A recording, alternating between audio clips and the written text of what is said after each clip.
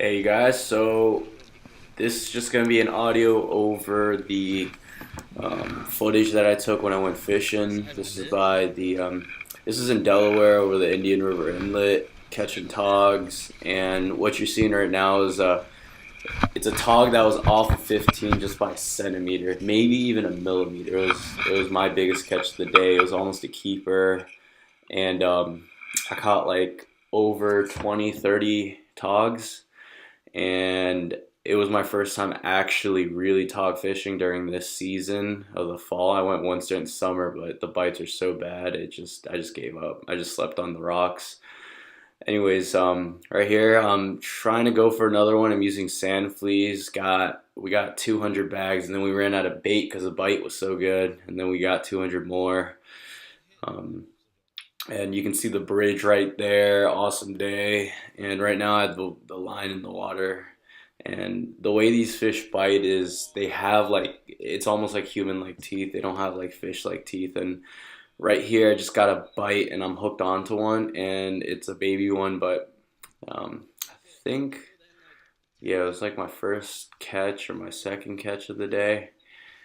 But basically, you throw on a Carolina rig, and you want to put on like a quarter-ounce weight, just depending on the waves, and you want to have like one of the weights that are like balls, because these fish are all burrowed up underneath these rocks, and they'll just bite and bite, but it's really hard to hook into these fish. It's not like bass at all or any other fish where you get a bite and you set the hook. You gotta raise it up like a little bit before they really bite into it. Otherwise, you'll just take it out their mouth.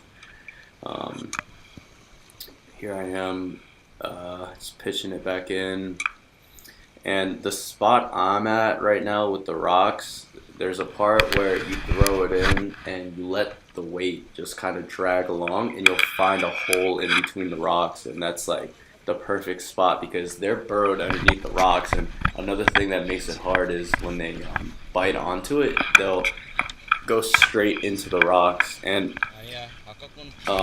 it looks like I'm having a good day right now. It was a good day, but I took out all the parts where they actually took my bait, and I'd pull up with nothing. And I alone had 200 sand fleas.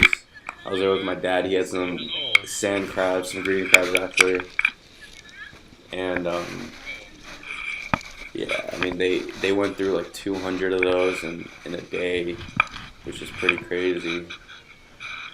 But yeah, this one I think would have been like a 12, 13 incher, and not even worth measuring. The 15-inch limit is for Delaware. So back in the water he goes. And then, yeah, right here, what I'm doing is I'm lowering the weight so it can fall back into the hole of water. And usually I have to squat down too to let the weight actually fall in the hole. And right here, I'm just jigging it up and down just to make sure it's in there. And then it's just a waiting game. So right there I have a bite, and it comes off. I had him on, and then when I was bringing him up, he was gone. So I throw back some bait on there, sand flea, and then try again. So yeah, this is like probably the second week of my fall season tog fishing. Honestly, it's more fun than bass fishing at the moment because bass fishing has not been good, and the ponds I normally hit, or the lakes even, they're just all been sucking. So this is good. This is like bites after bites, like continuous. And then on the rod, actually, we got, I think it's a 100-pound braid, and then like 50-pound fluoro or 50-pound mono. And right here, I was hooked on, but he actually went into the rock, so got stuck. And then I had to make a rod switch right here because the fishing was good. There's definitely at least 15, 20 of them burrowed up in that hole.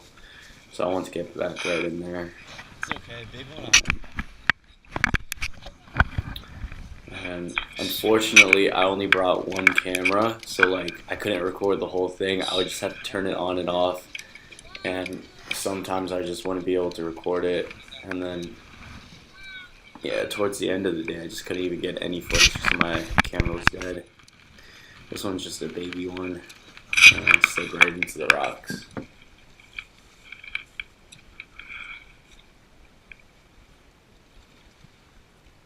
Yeah, but overall, you know, it was a good day. On the other side is like a beach, and there's like people surfing and people playing in the sand, and it's like the end of October, but the weather's been holding up, so that's good. Pitching it back in there, and the rod that I was using was like a 9-foot Tika surf rod, and definitely going with braid, especially when you're tautog fishing. Yeah, I'm hooked on again, and I think this is the end. So thanks for watching. Peace out.